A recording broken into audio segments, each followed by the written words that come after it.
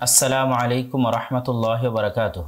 আমি ইতিপূর্বে ধারাবাহিকভাবে আল ইতিসাম টিভিতে ফিলিস্তিন এবং জেরুজালেমের উপর ৩ পর্বে আলোচনা করেছিলাম। যেই ৩ পর্বের আলোচনা শেষ হয়েছিল সুলতান সালাহুদ্দিন আইয়ুবী রাহিমাহুল্লাহর মসজিদে আকসা বিজয়ের মাধ্যমে,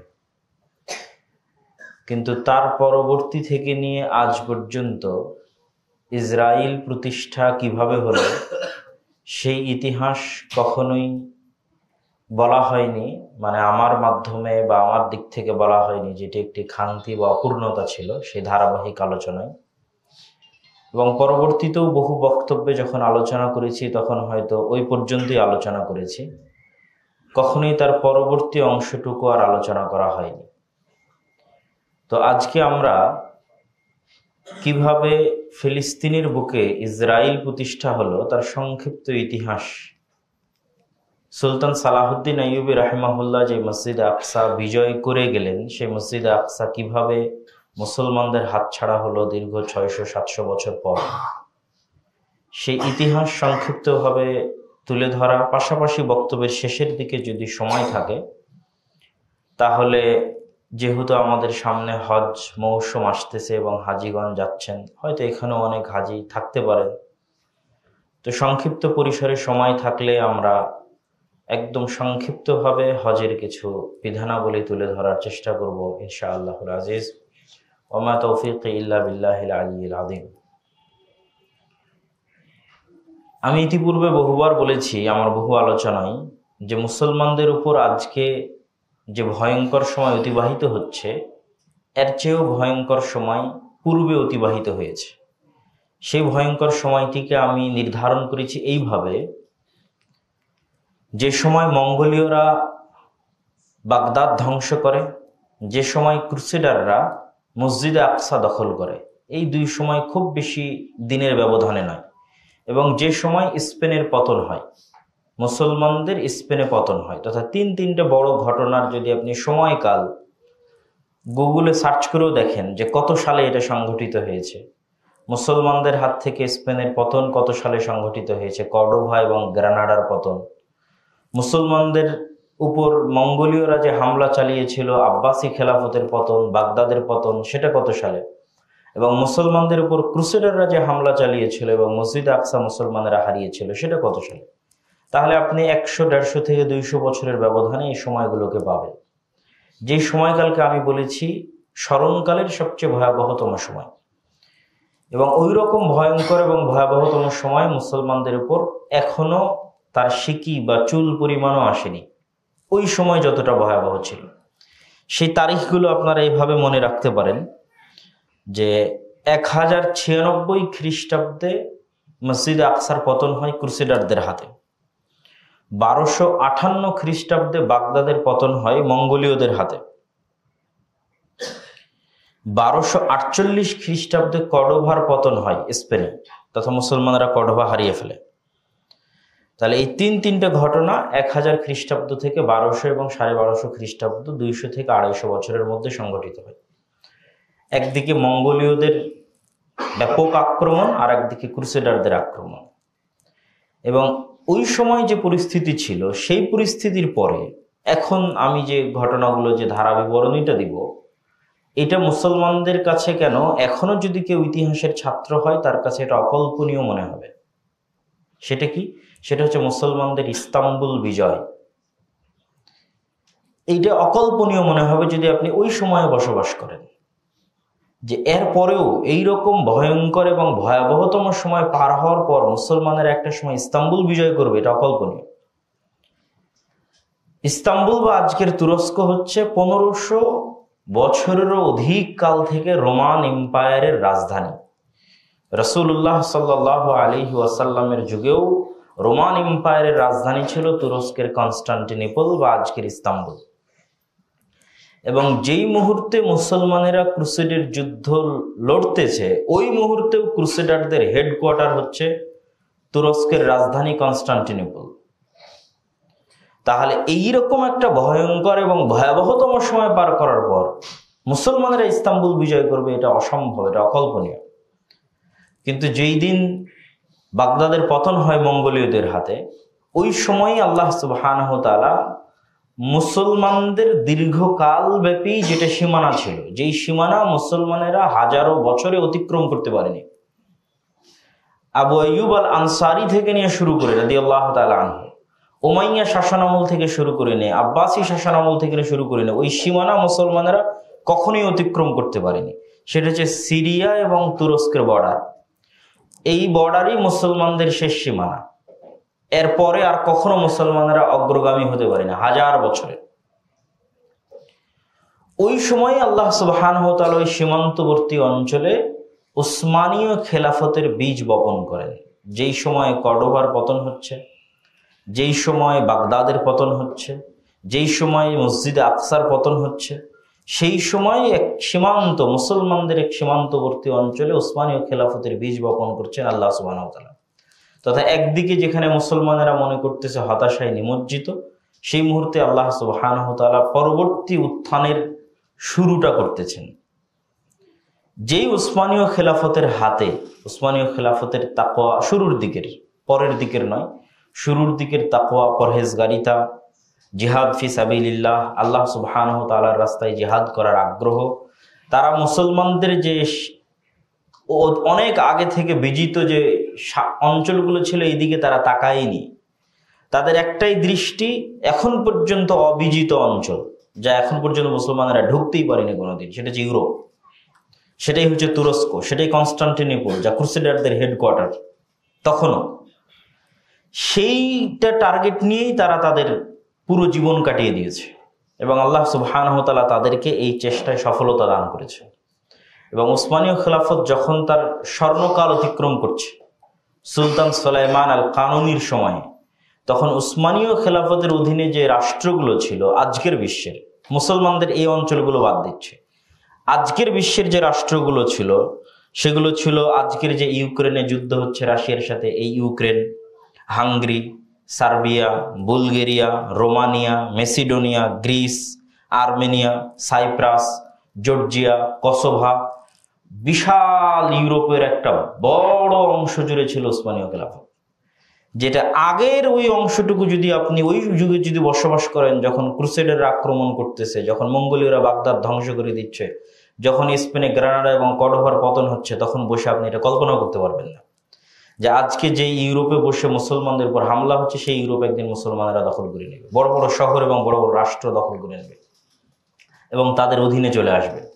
কিন্তু আল্লাহ সুবহানাহু ওয়া তাআলা সেটাই ঘটিয়েছেন। এবং ইস্তাম্বুল বিজয় হয় 1453 খ্রিস্টাব্দে। তাহলে বাগদাদের পতনের, জেরুজালেমের পতনের, কর্ডোভা গ্রানাডার পতনের মোটামুটি 100-150 বছরের মাথায়, মুসলমানেরা 200 বছরের মাথায় যেটা ক্রুসেডারদের হেডকোয়ার্টার ছিল সেই তুরস্ক বিজয় করে নেয়, যেটা আজকেও এখনো মুসলমানদের অধীনে আছে। ইস্তাম্বুল বিজয় করে নেয় এবং এই ইস্তাম্বুল বিজয়ের জন্য যার হাতে বিজয় হয় তাকে বলা হয় সুলতান মুহাম্মদ আল ফাতেহ। ফাতেহ মানে হচ্ছে বিজয়ী।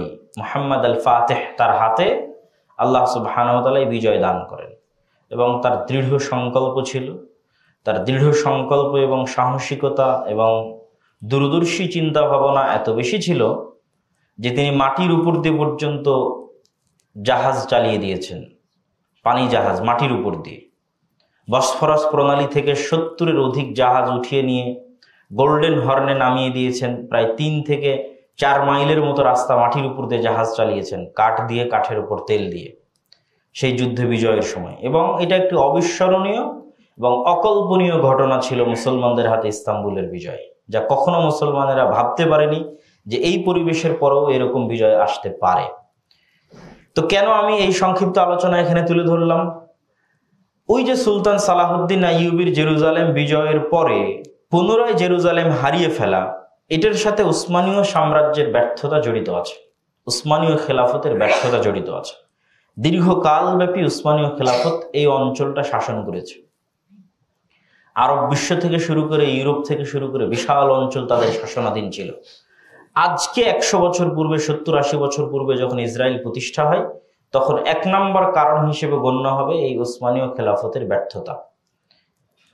যেটার তারা রক্ষণাবেক্ষণ 600 বছর যাবৎ করে এসেছে, সেই রক্ষণাবেক্ষণ করতে তাদের ব্যর্থ হওয়া। এবং এই ব্যর্থতা কি কারণে ফুটে উঠবে? এই ব্যর্থতা ফুটে ওঠার সবচেয়ে বড় আলামত হচ্ছে তুর্কি জাতীয়তাবাদ, আর দ্বিতীয় কারণ হচ্ছে আরব জাতীয়তাবাদ। খেলাফত ব্যবস্থাকে ধ্বংসই করে দিয়েছে তুর্কি জাতীয়তাবাদ এবং আরব জাতীয়তাবাদ। কেউ যদি খেলাফত ব্যবস্থা ধ্বংসের জন্য শুধু আরবদের দোষ দেয় তাহলে এটা ভুল হবে। খেলাফত ব্যবস্থা ধ্বংসের জন্য আরবরা যতটা না দায়ী, তার চেয়ে হাজার গুণ শতগুণে বেশি দায়ী তুর্কি জাতীয়তাবাদ। উসমানীয় খেলাফতের শেষ আমলে একদল আধুনিক তরুণ, যাদের অন্যতম একজনকে আপনারা অনেকেই চিনবেন, মোস্তফা কামাল পাশা, একদল আধুনিক তরুণ যারা তুর্কি জাতীয়তাবাদের এই থিওরিতে ফরাসি বিপ্লব কর্তৃক প্রভাবিত হয়ে, ফরাসি দার্শনিকদের দর্শনে প্রভাবিত হয়ে তুর্কি জাতীয়তাবাদের মতবাদে বিশ্বাস স্থাপন করে যে আমরা হচ্ছে তুর্ক এবং আমরা শ্রেষ্ঠ, ইসলাম বা মুসলমান হিসেবে কোনো কথা নয়, আরবি ভাষাকে নিষিদ্ধ করে তার জায়গায় তুরস্কের ভাষা চালু করা, সকল ক্ষেত্রে তুরস্ক বা তুর্ক ভাষার প্রাধান্য, এই যে জাতীয়তাবাদের বিষ বাষ্প, যখন তুরস্কে এই জাতীয়তাবাদের বিষ বাষ্প প্রবেশ করে, তখন তার বিপরীত প্রতিক্রিয়া হিসেবে স্বাভাবিকভাবে আরব জাতীয়তাবাদের প্রবেশ করে। যতদিন আপনি ইসলাম এবং আল্লাহ সুবহানাহু ওয়া তাআলাকে সামনে রেখেছেন, ততদিন সবাই আপনাকে ভালোবেসেছে, সম্মান করেছে।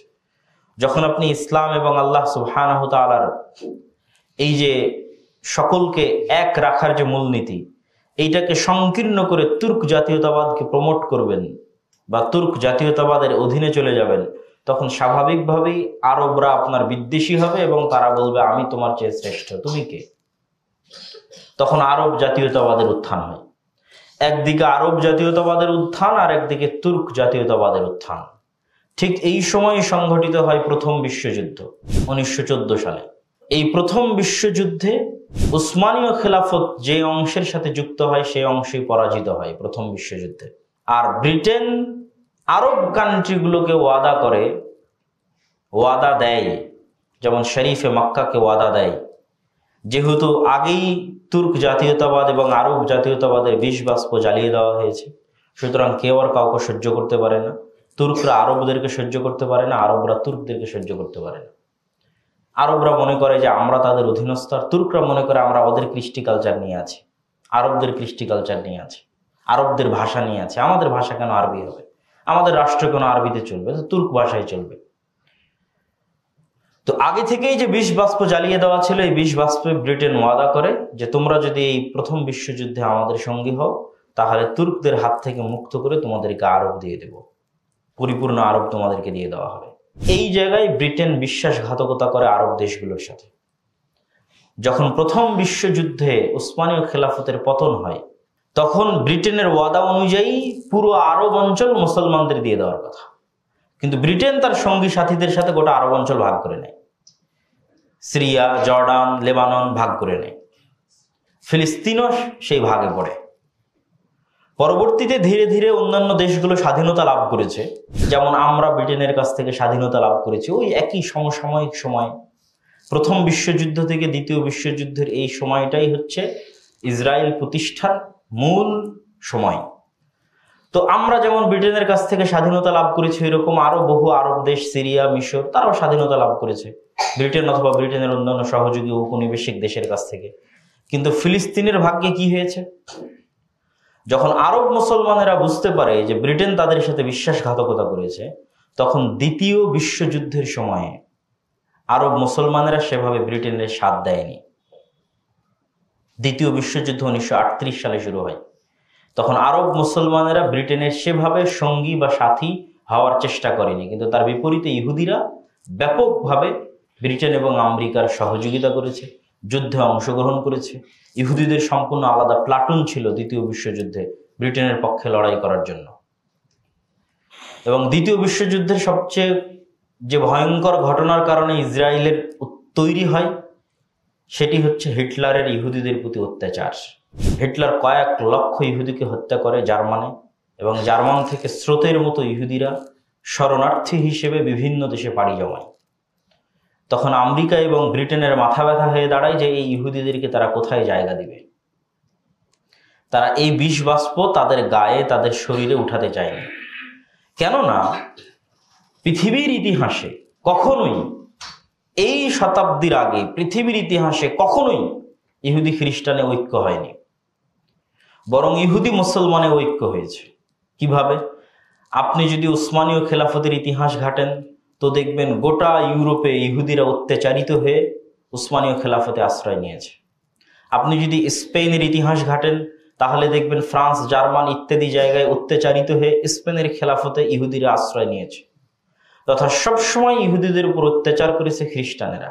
কেননা তাদের এটা বিশ্বাস যে তাদের নবীকে কে হত্যা করেছে? ইহুদিরা হত্যা করেছে। যদিও আমরা বিশ্বাস করি ঈসা আলাইহিস সালাতু ওয়াস সালাম নিহত হননি, জীবিত আছেন, কিন্তু যেহেতু খ্রিস্টানরা বিশ্বাস করে তাদের নবী নিহত এবং তাদের নবীর হত্যাকারী ইহুদি, সুতরাং তাদের মধ্যে কখনোই ঐক্য হতে পারে না। এটা ইম্পসিবল। এই ইম্পসিবল জিনিসটাই এই যুগে এসে সম্ভব হয়েছে। এবং এই দীর্ঘকাল ব্যাপী ইহুদিরা বিভিন্ন অঞ্চলে নির্যাতিত হয়ে মুসলমানদের কাছে আশ্রয় নিয়েছে এবং মুসলমানের আশ্রয় দিয়েছে। এটা আপনি ইতিহাসের পাতা খুললেই পাবেন যে মুসলমানের আশ্রয় দিয়েছে। এই জন্য ব্রিটেন আর আমেরিকা কখনোই চায়নি যে এই বিষ বাষ্প তাদের ঘাড়ে নিয়ে যেতে। দ্বিতীয় বিশ্বযুদ্ধের পর তারা এটাকে মোক্ষম সুযোগ হিসেবে ব্যবহার করে যে এদের যদি আমরা আরব মুসলমানদের উপর চাপিয়ে দিই তো এরা বুঝবে, আর এর সাথে আমাদেরও, যতদিন ইসরায়েল আমাদের সাথে আছে ততদিন আরব বিশ্বের মধ্যে আমাদের একটা প্রভাব থাকবে, অতএব তাদেরকে আরব বিশ্বে জায়গা দেওয়া হোক। তো প্রথম বিশ্বযুদ্ধের পর যেই ঘোষণা ব্রিটেন দিয়েছিল, যেটাকে বেলফোর ঘোষণা বলা হয় 1917 সালে, সেই ঘোষণার পর থেকে নিয়ে ব্রিটেন ফিলিস্তিন ছাড়ার আগ পর্যন্ত মনে রাখতে হবে যে আগে এই ফিলিস্তিনের অধিকারী ছিল তুর্করা। আরবদেরকে ব্রিটেন ওয়াদা দিল যে তোমাদেরকে তুর্ক থেকে মুক্ত করে দেবো, আমাদের সঙ্গে হও। এই ওয়াদা দিয়ে আরবদেরকে সাথে নিয়ে যখন তুর্কের পতন হলো প্রথম বিশ্বযুদ্ধের পর, ব্রিটেন আর আরবদেরকে দিল না ফিলিস্তিন, ব্রিটেন নিজের কাছে রেখে দিল ফিলিস্তিন। এবং ব্রিটেন এই ফিলিস্তিন ছাড়লো দ্বিতীয় বিশ্বযুদ্ধের পর। যেমন দ্বিতীয় বিশ্বযুদ্ধের পর আমাদেরকে ছেড়ে দিয়েছে ব্রিটেন, 1947 সালে ভারত পাকিস্তান স্বাধীন হয়েছে, ঠিক একই সময়ে 1948 সালে তারা ফিলিস্তিন ছেড়েছে। তাহলে এই মধ্যের সময়টুকুতে এই ফিলিস্তিন পরিচালিত হয়েছে ব্রিটেনের অধীনে, প্রথম বিশ্বযুদ্ধ থেকে নিয়ে দ্বিতীয় বিশ্বযুদ্ধের মধ্যে। এবং এই সময়ে যত রকমের বিশ্বাসঘাতকতা, সকল বিশ্বাসঘাতকতা ব্রিটেন মুসলমানদের সাথে করেছে, তথা ফিলিস্তিনের মুসলমানদের সাথে করেছে। এবং 1947-48 যখন তারা ঘোষণা দিল, তখন 10% ইহুদির জন্য অর্ধেক ফিলিস্তিনের জমি বরাদ্দ দিয়ে দিল, দ্বিজাতি তত্ত্ব। ব্রিটেন নিজে থেকে এটা করেনি, ব্রিটেন বুদ্ধি করে এটা জাতিসংঘের উপর চাপিয়ে দিয়েছে। তখন জাতিসংঘ সমাধান দিয়েছে 2 রাষ্ট্রের জন্য 2টা দেশ করে দেওয়া হোক। তো যাদের সংখ্যা অল্প তাদের জায়গা দিতে হবে অল্প, কিন্তু যাদের সংখ্যা মাত্র 10% তাদের জন্য জায়গা দিল অর্ধেক, আর যাদের সংখ্যা 90% তাদের জন্য জায়গা দিল অর্ধেক।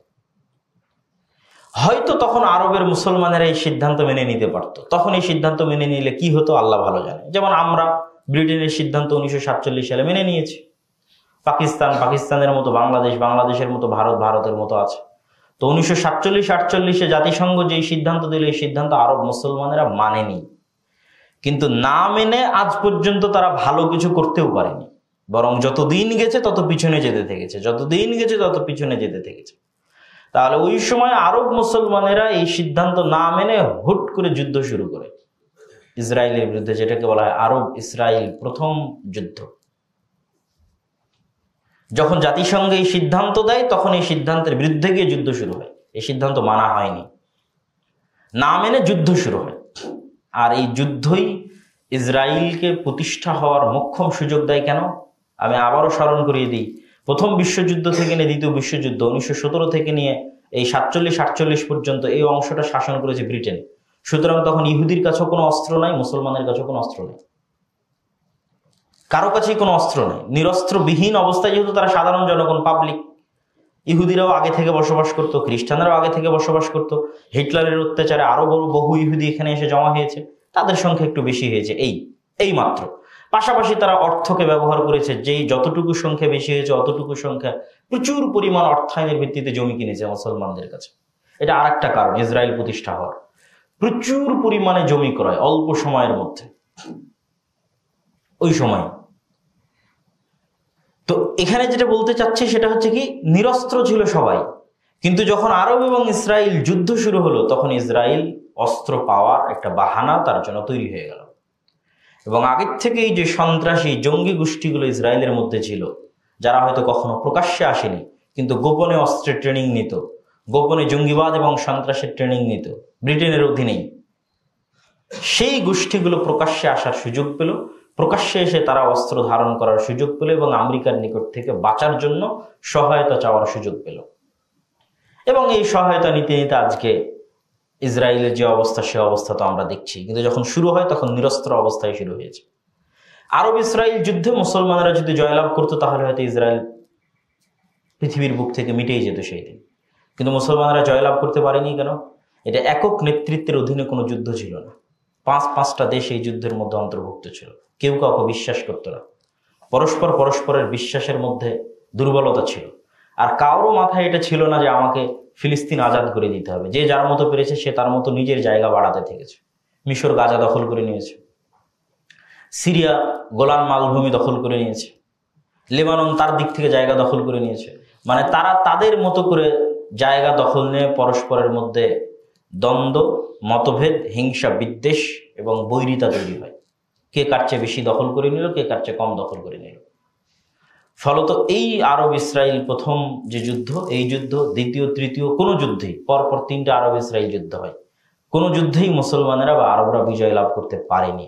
কেন? এই যুদ্ধগুলোর একটাও আল্লাহ সুবহানাহু ওয়া তাআলার সন্তুষ্টির জন্য একক নেতৃত্বের অধীনে সংঘটিত হয়নি। এই প্রত্যেকটা যুদ্ধই ছিল ব্যক্তি, দেশ এবং জাতীয়তাবাদের স্বার্থকে সামনে রেখে জাতি হিসেবে যুদ্ধ করা হয়েছে। ফলত অবস্থা যা হয়েছে, যতদিন গেছে ততদিন ইসরায়েল শক্তিশালী হতে থেকেছে আর ফিলিস্তিন সংকুচিত হতে থেকেছে। ওই সময় তাও জাতিসংঘ বলেছিল অর্ধেক তোমাদের জন্য, আর এখন তো সেই সিকি পরিমাণও নাই। একটা রাষ্ট্র, নামকা অবস্থা একটা রাষ্ট্র প্রতিষ্ঠিত আছে, যে রাষ্ট্রের কোনো সেনাবাহিনী নাই, যে রাষ্ট্রের সকল নিরাপত্তা ইসরায়েল তার নিজের হাতে নিয়ে রেখেছে। শুধুমাত্র গাজা ভূখণ্ডটুকু যদি বলা হয় ন্যূনতম স্বাধীনতা, তাহলে ন্যূনতম স্বাধীনতা কিছু থাকলে সেটা গাজা ভূখণ্ডের ছিল। আর এই ভূখণ্ডের দৈর্ঘ্য প্রস্থ কত? অনেক ছোট্ট একটা ভূখণ্ড। আপনি যদি গাজা ভূখণ্ডের দৈর্ঘ্য প্রস্থ দেখেন তাহলে গাজা ঢাকা শহরের চাইতেও ছোট্ট, 360 বর্গ কিলোমিটার, লম্বা 41 কিলোমিটার, প্রস্থে 12 কিলোমিটার, একটা বন্দি শিবির। এবং এখন যে আক্রমণ ইসরায়েল গাজায় চালিয়েছে, এই আক্রমণ চালানোর শুরুতে তারা গাজার নর্থ সাইড থেকে, উত্তর সাইড থেকে আক্রমণ শুরু করে, যেগুলোতে ছিল বাইত হানুন, বাইত লাহিয়া, এগুলো জায়গার নাম। এবং তাদেরকে বলতে থাকে তোমরা জায়গা খালি করে দক্ষিণে চলে যাও, রাফা, খান ইউনুস, মিশরের সীমান্তবর্তী অঞ্চল হচ্ছে রাফা, খান ইউনুস, সেদিকে চলে যাও। যখন এই দিকের আক্রমণ শেষ হয়েছে, এখন 20-22 লক্ষ মানুষ তাদের বাড়ি ঘর বিহীন অবস্থায় তাঁবু টেনে মিশরের সীমান্তে রাফা অঞ্চলে বসবাস করতেছে। এখন ইসরায়েল বলতেছে আমি রাফাতে হামলা চালাবো, তোমরা এখন রাফা খালি করো। অথচ রাফা হচ্ছে শেষ সীমানা, যেখান থেকে মিশরের বর্ডার ক্রসিং শুরু হয়। তাহলে তাদেরকে আবার কোন দিকে ফিরে যেতে হবে? আবার এই 20-22 লক্ষ মানুষকে রিটার্ন ব্যাক করতে হবে যে দিক থেকে তারা এসেছিল, খান ইউনিসের দিকে, বাইত হানুন, বাইত লাহিয়ার দিকে, উত্তর সাইডের দিকে। সম্মানিত উপস্থিতি, তো এই যে ভয়ঙ্কর অবস্থা, ইসরায়েল প্রতিষ্ঠার এই ভয়ঙ্কর অবস্থার আমরা 3টা সারমর্ম কারণ আপনাদের সামনে তুলে ধরতে চাই। 1 নম্বর সারমর্ম কারণ হচ্ছে উসমানী সালতানাত বা উসমানী খেলাফতের ব্যর্থতা, এবং এই ব্যর্থতার সবচেয়ে বড় কারণ হচ্ছে আরব এবং তুর্ক জাতীয়তাবাদের উত্থান। 3 নম্বর ইসরায়েল প্রতিষ্ঠার সবচেয়ে বড় কারণ হচ্ছে ব্রিটিশদের ক্রমাগত বিশ্বাসঘাতকতা। শুরু থেকে নিয়ে শেষ পর্যন্ত ব্রিটিশদের ক্রমাগত বিশ্বাসঘাতকতা। আর 4 নম্বর কারণ হচ্ছে ইহুদিদের সন্ত্রাসবাদিতা, আমেরিকার সহযোগিতা এবং অর্থের ব্যবহার, প্রচুর পরিমাণে অর্থের ব্যবহার। অর্থ দিয়ে মানুষকে গোলাম বানানো যায়। এই পয়েন্টে আরেকটু কথা না বললে এটা অস্পষ্ট থেকে যাবে যে অর্থনৈতিক স্বাধীনতা ছাড়া কখনোই মুসলমান বা ব্যক্তি স্বাধীনতা বা রাষ্ট্রের স্বাধীনতা সম্ভব নয়। আর এই অর্থনৈতিক স্বাধীনতা ধ্বংস করে হচ্ছে সুদী সিস্টেম। একটা মানুষের ব্যক্তিগত অর্থনৈতিক স্বাধীনতা ধ্বংস করে সুদী সিস্টেম, একটা রাষ্ট্রের অর্থনৈতিক স্বাধীনতা ধ্বংস করে সুদী সিস্টেম। এগুলো সকল স্বাধীনতা ধ্বংসের একটা অন্যতম মাধ্যম হচ্ছে সুদী সিস্টেম। এমনকি ইতিহাস প্রমাণ করে যে ফেরাউন যে ইউসুফ আলাইহিস সালাতু ওয়াস সালামের পরবর্তী বংশধরকে গোলাম বানিয়েছিল, যেখানে ইউসুফ আলাইহিস সালাতু ওয়াস সালাম নিজে ছিলেন অর্থমন্ত্রী এবং অর্থমন্ত্রী থাকায় তিনি সুচারুরূপে ফাইন্যান্স করতেন এবং কল্যাণকামিতা এবং ধন সম্পদের বরকতে রাষ্ট্র পরিপূর্ণ হয়ে গেছিল, সেই ইউসুফ আলাইহিস সালাতু ওয়াস সালামের পরবর্তী বংশধরেরা কিভাবে ফেরাউনের গোলাম হয়। তো ইতিহাসে লেখা আছে, যেমন কারুনের বর্ণনা এসেছে যে ফেরাউনের যুগে একজন ধনপতি ছিল কারুন। তো সে ধনপতি হয়েছিল কিভাবে এবং এই বানু ইসরায়েলকে গোলাম বানানো হয়েছিল কিভাবে, সেখানে একটা কারণ এসেছে, সেটা হচ্ছে সুদ। সুদের ভিত্তিতে লোন দিয়ে গোলাম বানানো, এবং এটা বিশাল বৃহত্তম অংশকে জাস্ট অন্য আর 10টা কারণের মধ্যে এটা একটি বড় কারণ ছিল যে সুদের ভিত্তিতে লোন দিয়ে তাদেরকে গোলাম বানিয়ে তাদের অর্থনৈতিক স্বাধীনতাকে হরণ করা হয়েছিল। এবং আজকের বিশ্ব দ্বিতীয় বিশ্বযুদ্ধের পর থেকে নিয়ে আজ পর্যন্ত সমগ্র পৃথিবীতে যেই পরিমাণ সুদী সিস্টেম নিজাম প্রতিষ্ঠা করা হয়েছে এবং যেই পরিমাণ সুদী ব্যাপকতা প্রচলন ঘটানো হয়েছে, তা মুসলমান দেশগুলো এবং মুসলমানদের জন্য এক প্রকার পরাধীনতার একটি বড় মাধ্যম হিসেবে কাজ করেছে।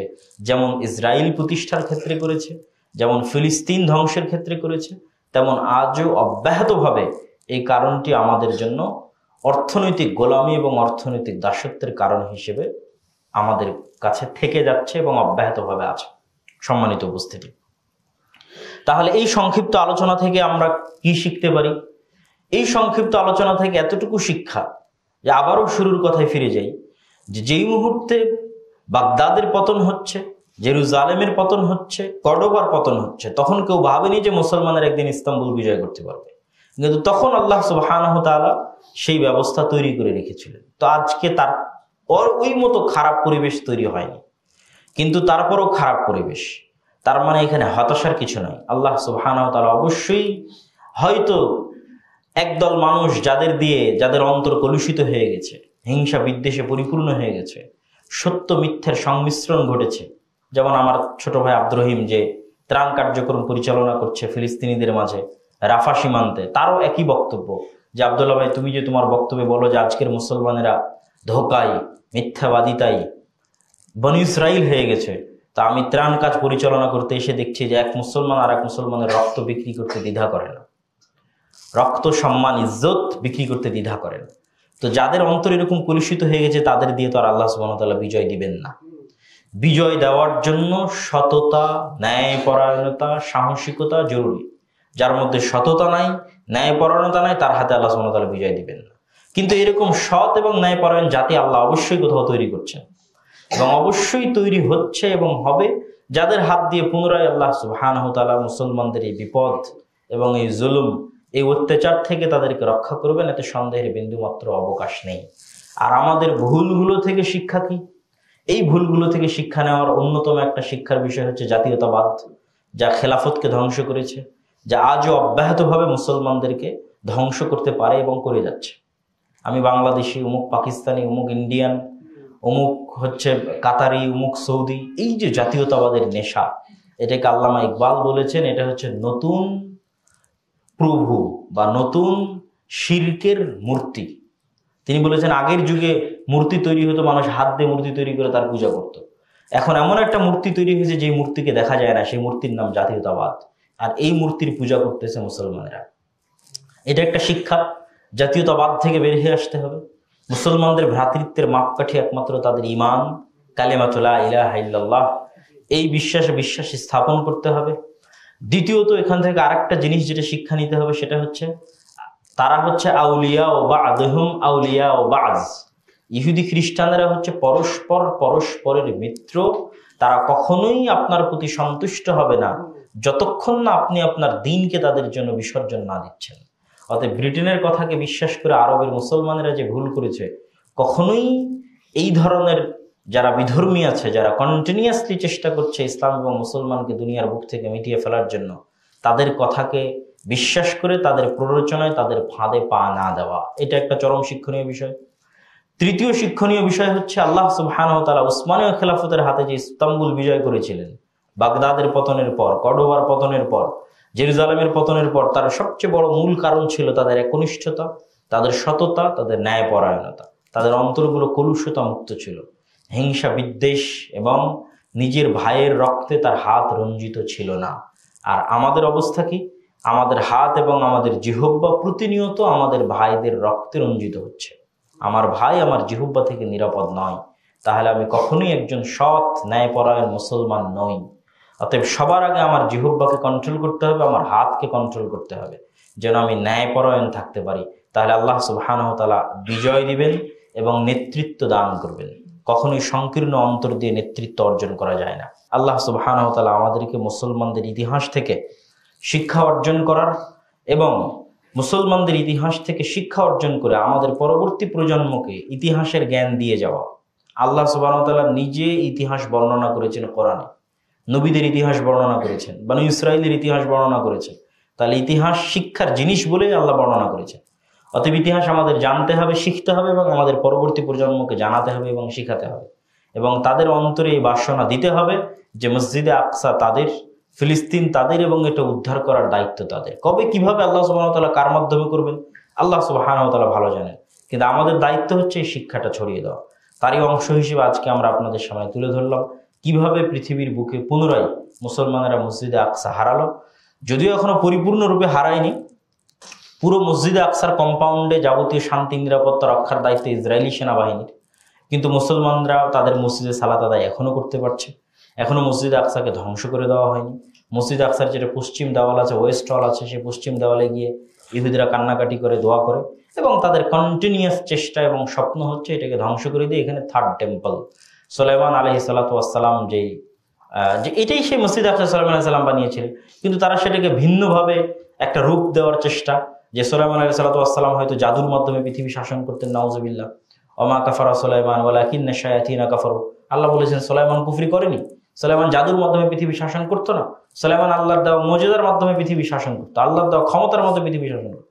কিন্তু তারা মনে করে সুলাইমান আলাইহিস সালাম হয়তো জাদুর মাধ্যমে পৃথিবী শাসন, এটা শয়তান তাদের মনে করিয়েছে, এবং সেই জাদুবিদ্যার বইগুলো হয়তো এই মসজিদে আকসার নিচেই কোথাও সুলাইমান আলাইহিস সালাম লুকিয়ে রেখেছে। এবং আর একটা বিষয় ছিল, সেটা হচ্ছে তাবুত। সেটাও মনে করে তারা এই মসজিদে আকসার মধ্যে কোথাও আছে। তাবুত হচ্ছে মুসা আলাইহিস সালামের লাঠি এবং মুসা আলাইহিস সালামের পাথর, যেটি বহুদিন যাবৎ বানু ইসরাইলদের সাথে ছিল, এবং তারা সেটা বহন করে নিয়ে কোনো যুদ্ধে গেলে সেই যুদ্ধে তাদের বিজয় হয়ে যেত আল্লাহ সুবহানাহু ওয়া তাআলার পক্ষ থেকে বরকতান। তো সেই লাঠি এবং সেই পাথরও তারা মনে করে এই মসজিদে আকসার নিচে আছে। আর সুলাইমান আলাইহিস সালামের সেই জাদুর বিভিন্ন বিদ্যা বই পুস্তক, সেটাও হয়তো মসজিদে আকসার নিচে আছে। এটাকে ভাঙতে হবে, ভাঙলে সেগুলো উদ্ধার হলে পুনরায় তারা এখান থেকে সমগ্র পৃথিবী শাসন করতে পারে। সাল্লাল্লাহু আলাইহি ওয়াসাল্লাম সেই থার্ড টেম্পল বানিয়ে সমগ্র পৃথিবী শাসন করতে পারে। এটা তাদের স্বপ্ন, এবং তারা এটা বাস্তবায়নের পথে কতটা কঠোর হতে পারে তা এই সংক্ষিপ্ত ইতিহাস প্রমাণ করছে। আজকের গাজার রাফায়, যেখানে সমগ্র বিশ্ব তীব্র নিন্দা করছে সাধারণ জনগণ, এমনকি হয়তো বড় বড় পরাক্রমশালী রাষ্ট্র হয়তো নিন্দা করছে যে রাফায় আক্রমণ না করা হোক, এবং লক্ষ লক্ষ খ্রিস্টান শিক্ষার্থী আমেরিকার রাস্তায়, ফ্রান্সের রাস্তায়, সমগ্র ইউরোপের রাস্তায় খ্রিস্টান শিক্ষার্থীরাই এই গণহত্যার প্রতিবাদ জানাচ্ছে। তারপরে ইসরায়েল কতটা বৃদ্ধাঙ্গুলি দেখিয়ে এখনো তাদের হামলা অব্যাহত রেখেছে। তাহলে তারা যদি পরিকল্পনা করে থাকে যে তারা মসজিদ আকসা ধ্বংস করবে এবং সেখানে থার্ড টেম্পল বানাবে, তো সেই চিন্তায়, সেই বিশ্বাসে তারা অটুট এবং অটল থাকবে, এতে সন্দেহের বিন্দুমাত্র অবকাশ নেই। এবং ধ্বংস হয়ে গেলেও আশ্চর্য হওয়ার কিছু থাকবে না। আল্লাহ সুবহানাহু ওয়া তাআলা কিভাবে উদ্ধার করবেন সেটি আল্লাহ সুবহানাহু ওয়া তাআলা ভালো জানেন। তবে এই ইতিহাসগুলো, এই শিক্ষাগুলো আমাদের সন্তানদের দিয়ে যেতে হবে। আল্লাহ যেন এই ইতিহাস থেকে আমাদেরকে শিক্ষা লাভ করার তৌফিক দান করেন। আল্লাহুম্মা আমিন।